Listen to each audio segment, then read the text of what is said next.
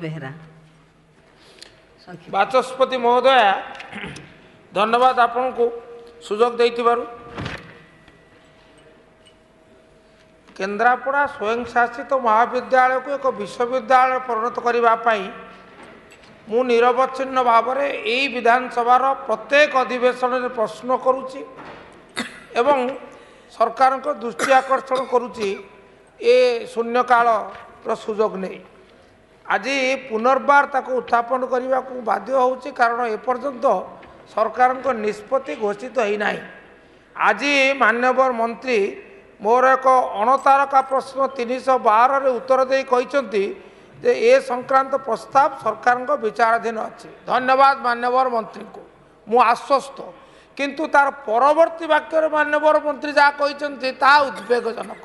से कहते ए बाबद सरकार उपयुक्त समय पदक्षेप नेबे।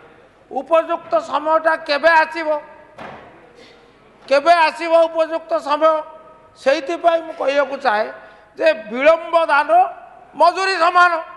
आपण जदि निष्पत्ति नहीं विचार करुचंती से निष्पत्ति को कार्यकारी करवाटा जरूरी एवं ए संक्रांत जोड़िए कथा अंतत उल्लेख करने परिधान योग्य बोली विवेचना कर कहवाई चाहे जो नॉलेज कमिशन 2005 मसीह प्रतिष्ठा होता से सारा भारत वर्ष में विश्वविद्यालय संख्या 1500 को वृद्धि करने को 2015 सुधा 2025 जून सुधा मो पाखे सद्यतम तथ्य अनुसार सारा भारत वर्ष में 1338 यूनिवर्सिटी अच्छी एवं जितेबले गुजरात रे 63 विश्वविद्यालय अच्छी स्टेट यूनिवर्सिटी राज्य सरकार 42 कर्णाटक अच्छी आम से यथेष पछे अच्छु से दृष्टि विश्वविद्यालय सृष्टि करवा नुआ उपस्थापन करवाटा जरूरी।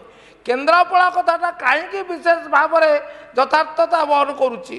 प्रथम कथा ये हूँ सारा राज्यर सर्वबृहत बेसरकारी महाविद्यालय जो छात्र छात्री संख्या 7300 ऊर्ध्व। द्वितीय कथा हूँ 15टी विभाग में स्नातकोत्तर शिक्षा प्रदान व्यवस्था अच्छी। तृतीय ये जिला सदर महकुमा अवस्थित। चतुर्थ ये माने शिक्षाविद आरंभ करी आमर समस्त राजनैतिक दल तांकर विचार निर्विशेष या दाबी कर यार यथार्थता अच्छी।